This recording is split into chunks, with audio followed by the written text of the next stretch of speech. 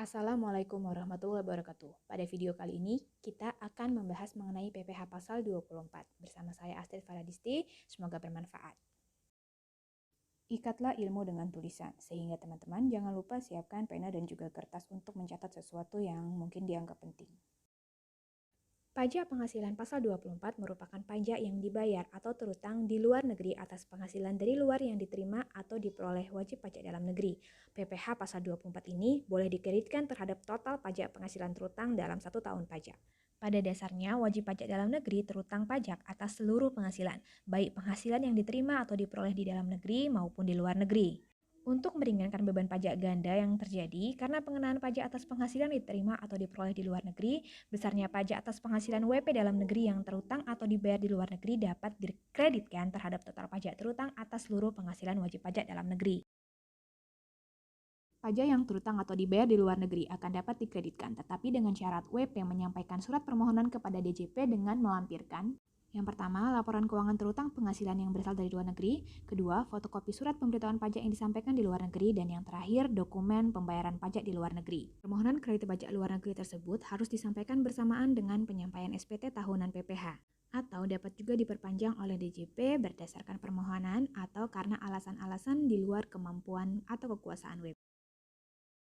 Langkah pertama yang harus dilakukan dalam menghitung total PPh terutang dalam 1 tahun pajak adalah menentukan jumlah penghasilan, baik yang berasal dari dalam negeri maupun yang dari luar negeri yang digunakan sebagai dasar untuk menghitung PPh tersebut. Untuk penghasilan yang berasal dari luar negeri, berikut ketentuan-ketentuan atas penggabungan penghasilan tersebut. Yang pertama adalah penghasilan yang berasal dari usaha. Penggabungan penghasilan dilakukan dalam tahun diperolehnya penghasilan tersebut atau accrual basis. Yang kedua, penghasilan lain seperti sewa, bunga, royalti, dan lain-lain. Penggabungan penghasilan dilakukan dalam tahun pajak diterimanya penghasilan tersebut atau cash basis. Dan yang ketiga adalah penghasilan berupa dividen yang diperoleh oleh wajib pajak dalam negeri dengan penyertaan modal sekurang-kurangnya 50% dari jumlah saham yang disetor pada badan usaha di luar negeri yang sahamnya tidak diperdagangkan di Bursa Efek. Contohnya, selama tahun 2016, PT Sunda yang beralamat di Medan menerima dan memperoleh penghasilan neto yang bersumber dari luar negeri. Berikut rinciannya. Yang pertama, laba usaha di Malaysia dalam tahun 2016 adalah sebesar 400 juta. Yang kedua adalah dividen atas kepemilikan saham pada X Ltd di Singapura sebesar 150 juta, yaitu berasal dari keuntungan tahun 2014 yang ditetapkan dalam rapat pemegang saham tahun 2015 dan baru akan dibayarkan pada tahun 2016. Yang ketiga adalah dividen atas penyertaan saham sebanyak 70% pada Yi Corporation di Cina yang sahamnya tidak diperdagangkan di Bursa Efek sebesar 80 juta, yaitu berasal dari keuntungan saham tahun 2015 yang berdasarkan keputusan Menteri Keuangan ditetapkan akan diperoleh tahun 2016. Yang keempat adalah bunga obligasi dari Z Incorporation di Brunei Darussalam sebesar 70 juta setiap semester dan diterima pada setiap semester dengan rincian sebagai berikut. Bunga semester 1 tahun 2016 diterima pada bulan September 2016 dan bunga semester 2 tahun 2016 diterima pada bulan Maret 2017. Maka penghasilan yang bersumber dari luar negeri yang digabungkan dengan penghasilan dalam negeri dari tahun 2016 adalah penghasilan nomor 1, 2, 3, dan 4A. Sedangkan penghasilan nomor 4B digabungkan dengan penghasilan dalam negeri tahun 2017. Dalam menentukan batas jumlah pajak atas penghasilan yang dibayarkan atau terutang di luar negeri yang boleh dikreditkan, perlu diperhatikan penentuan sumber penghasilan sebagai berikut. Yang pertama adalah penghasilan dari saham dan sekuritas lainnya. Maka sumber penghasilan adalah negara, tempat badan yang menerbitkan saham atau sekuritas tersebut berkedudukan. Yang kedua, penghasilan berupa bunga, royalti, dan sewa sehubungan dengan penggunaan harta bergerak. Maka sumber penghasilan adalah negara, tempat pihak yang membayarkan atau dibebani bunga, royalti, dan penggunaan harta tersebut berada atau berkedudukan. Yang ketiga adalah penghasilan berupa sewa sehubungan dengan penggunaan harta tak bergerak. Maka sumber penghasilan adalah negara tempat harta tersebut terletak. Yang keempat adalah penghasilan berupa imbalan sehubungan dengan jasa, pekerjaan, dan kegiatan. Maka sumber penghasilan adalah negara tempat pihak yang membayar atau dibebani imbalan tersebut berada atau berkedudukan. Dan yang terakhir adalah penghasilan berupa bentuk usaha tetap. Maka sumber penghasilannya adalah negara tempat bentuk usaha tetap tersebut menjalankan usaha atau melakukan kegiatan. Undang-Undang Pajak Penghasilan Indonesia menganut pengertian penghasilan yang luas. Oleh karena itu, jika terdapat sumber penghasilan selain yang disebutkan di atas, maka penentuan sumber penghasilan tersebut menggunakan prinsip yang sama dengan di atas. Contohnya adalah, jika Tuan Tayo sebagai wajib pajak dalam negeri memiliki sebuah rumah di Hong Kong dalam tahun 2010, rumah tersebut dijual. Keuntungan yang diperoleh atas penghasilan rumah tersebut merupakan penghasilan yang bersumber dari Hong Kong karena rumah tersebut terletak di Hong Kong.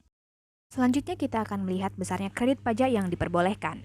Berikut merupakan ketentuan tentang kredit pajak luar negeri yang diperbolehkan. Pajak atas penghasilan yang terutang atau dibayar di luar negeri yang dapat dikreditkan terhadap total PPh terutang di Indonesia hanya pajak yang langsung dikenakan atas penghasilan yang diterima atau diperoleh WP. Pajak atas penghasilan terutang di luar negeri adalah pajak atas penghasilan berkenaan dengan usaha atau pekerjaan di luar negeri. Sedangkan yang dimaksud dengan pajak atas penghasilan yang dibayar di luar negeri adalah pajak atas penghasilan dari modal dan penghasilan lain di luar negeri seperti bunga, dividen, royalti, sewa, dan sebagainya. PTX di Indonesia merupakan pemegang saham tunggal dari ART Corporation di negara A.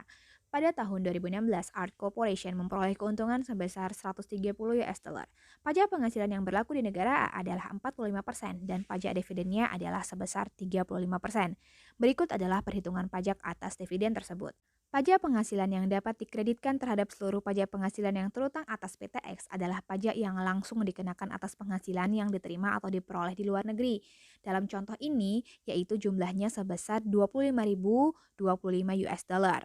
Pajak penghasilan atau corporate income tax atas ART Corporation sebesar 58.500 US dollar tidak dapat dikreditkan terhadap pajak penghasilan yang terutang atas PTX karena pajak sebesar 58.000 US dollar tersebut tidak dikenakan langsung atas penghasilan yang diterima oleh PTX di luar negeri, tetapi pajak yang dikenakan atas keuntungan ART Corporation di negara A.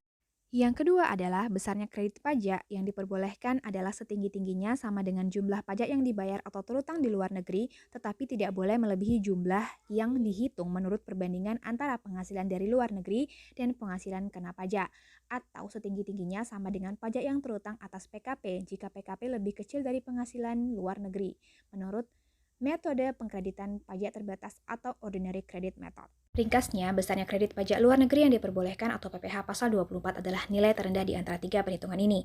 Yang pertama adalah total PPh terutang, yang kedua adalah penghasilan neto luar negeri dibagi dengan total penghasilan neto dalam dan luar negeri dikali dengan total PPh terutang, dan yang terakhir adalah PPh yang terutang atau dibayar di luar negeri. Berikut adalah contoh perhitungan untuk PPh pasal 24 atau besaran kredit pajak luar negeri yang diperbolehkan. Contohnya adalah PT Tara Tata di Pekanbaru memperoleh penghasilan neto pada tahun 2016 sebagai berikut. Penghasilan dalam negerinya adalah 300 juta rupiah dan penghasilan luar negerinya adalah 250 juta rupiah dengan tarif yang berlaku di luar negeri adalah 20%. Berikut adalah cara perhitungan kredit pajak luar negeri yang diperbolehkan atau PPh pasal 24. Langkah pertama, kita harus mengetahui berapakah PKP-nya atau penghasilan kena pajaknya.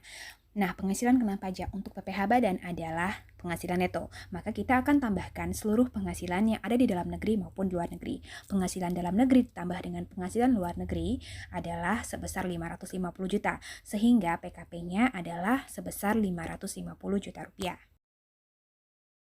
Untuk langkah keduanya, kita akan menghitung berapa sih pajak penghasilan yang ada di Indonesia.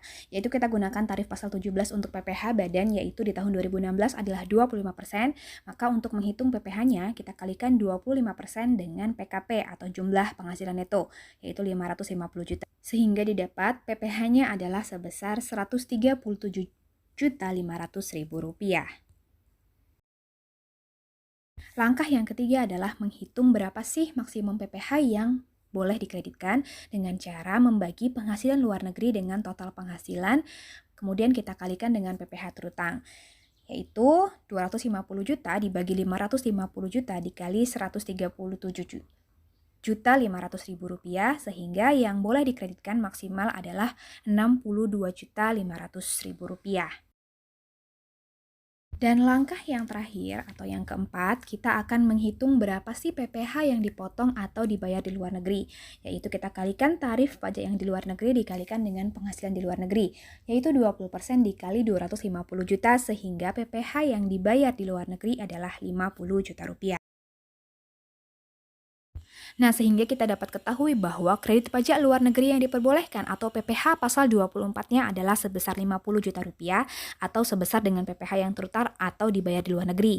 Jumlah ini didapatkan dengan membandingkan perhitungan total PPh terutang, kemudian PPh maksimum yang dapat dikreditkan sesuai dengan perbandingan penghasilan, dan yang terakhir PPh yang terutang yang dibayar di luar negeri. Kemudian kita pilih nilai yang paling rendah di antara ketiga hal tersebut.